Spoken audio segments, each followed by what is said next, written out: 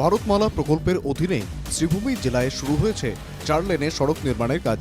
সেই স্বপ্নের সড়কেই এবার বিপন্ন বদরপুরের বহু গ্রাম। কারণ সড়ক নির্মাণের জন্য নদীতে চলছে অবৈধভাবে খনন। প্রতিদিন শত শত ট্রাম্প ডাম্পারে করে আনা হচ্ছে বালি মাটি। ফলে বরাক নদী সংলগ্ন বেশ কয়েকটি গ্রামে শুরু হয়েছে নদীর ভাঙন।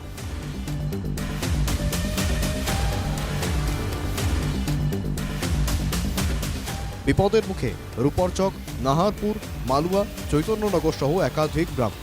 মানুষের অভিযোগ, নির্মাণ সংস্থা এসএস বিল্ডার যেভাবে নদীতে খনন চালিয়ে যাচ্ছে তাতে যে কোনো সময় বরাকে তলিয়ে যেতে পারে বহু বাড়িঘর।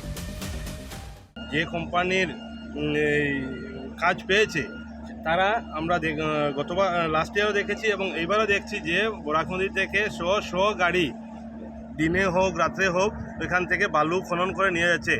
আমার প্রশ্ন হলো এবং আমার বালুগুলো কোথায় দিচ্ছে? ওইগুলো আমাদের এই মালুয়া বাজারটা ক্রস করে অল্প আগে এখানে রাস্তা বানাচ্ছে ওইখানে দিচ্ছে। তো আমাদের শুধু আমার কথা নয়, এটা আমাদের পুরো গ্রামবাসী বা আমরা বৃহত্তর এলাকাবাসীর তরফ থেকে একটাই আমরা জানতে চাই এবং আমাদের একটা আশঙ্কাও রয়েছে।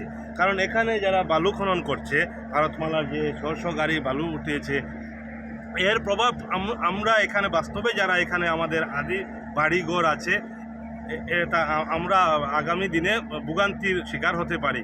কারণ আমরা এই দেখেছি শিগুড়ি হাই স্কুলের সন্নিকটে অলমোস্ট রাস্তার কাছে নদী এসে পৌঁছে গেছে, 2-1 মিটার জায়গা রয়েছে এবং এখানেও যদি সেইভাবে হয় তাহলে এখানে হাজার হাজার বাড়ি এবং বর্তমানে যে ব্রিজটা হচ্ছে এই ব্রিজেরও হয়তো আগামী দিনে কোনো ক্ষতি হতে পারে। সবাই চাইছেন বরাকের রাস্তাঘাটের উন্নয়ন হোক, কিন্তু রাস্তা তৈরির নামে একের পর এক গ্রামকে বিপদের মুখে ঠেলে দেওয়া কিছুতেই মেনে নিতে পারছে না গ্রামবাসীরা। তাই অবিলম্বে নদীতে অবৈধ খনন বন্ধ করার দাবি জানিয়েছেন গ্রামবাসীরা। বদরপুর থেকে যিশুনাথের রিপোর্ট, NK TV বাংলা।